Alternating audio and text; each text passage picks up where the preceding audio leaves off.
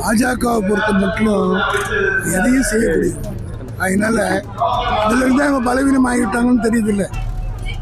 அவங்க கூட்டணி பலமாக இல்லைன்றதுக்கு அவர் இந்த வேண்டுகோளே ஒரு சாட்சி அமையதில்லை. ஆக திராவிட முன்னேற்ற கழகத்தை அவங்களால ஒன்றும் பண்ண முடியாது, எப்படியாவது யாரையாவது சேர்த்து பார்க்கலாமான்னு பார்க்குறாங்க.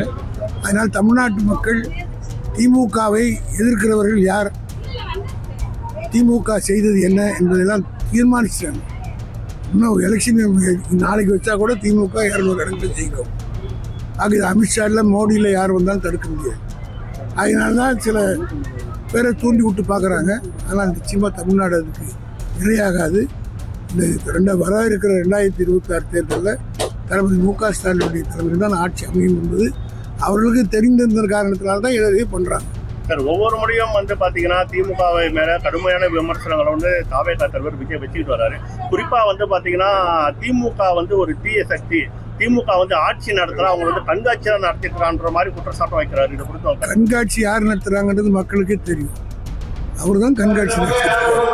நாங்கள் நிஜ காட்சி தான் நடத்தி மக்களுக்கு சாதனை சாதிச்சு சும்மா இப்போ வந்துட்டு போகிறாங்க. அதாவது கட்சி ஆரம்பிச்சதுக்காக பேசிட்டு இருக்க அவரை நாங்கள் பெருசாக மதிக்க ஏற்றலை. காரணம் என்னென்னா இதை விட பெரிய எதிரிகளை நாங்கள் பார்த்து சாப்பிட்டு ஜீரணித்து வெற்றி கொடி நாட்டிய ஒரு கட்சி. அதனால் நாங்கள் மலை போன்றவங்க. எங்கள் மலையை பார்த்து நாய் குலைக்கிறவர் எடுத்துக்கிட்டவே நாய் குலைக்கும்.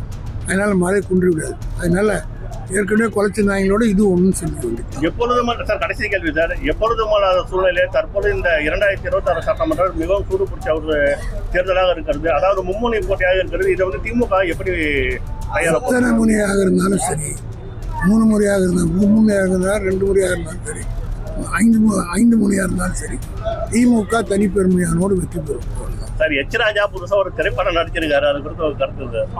படம் ரிலீஸ் ஆகாம யூடியூப்ல வந்திருக்கு. அவர் புதுசா அரசியல் பிரவேசம் முடிஞ்சு இப்போ இவ்வளவு நாள் நாட்டில் நடிச்சிட்டு இருந்தாரு, இப்போ சினிமாவில் நடிக்கிறாரு.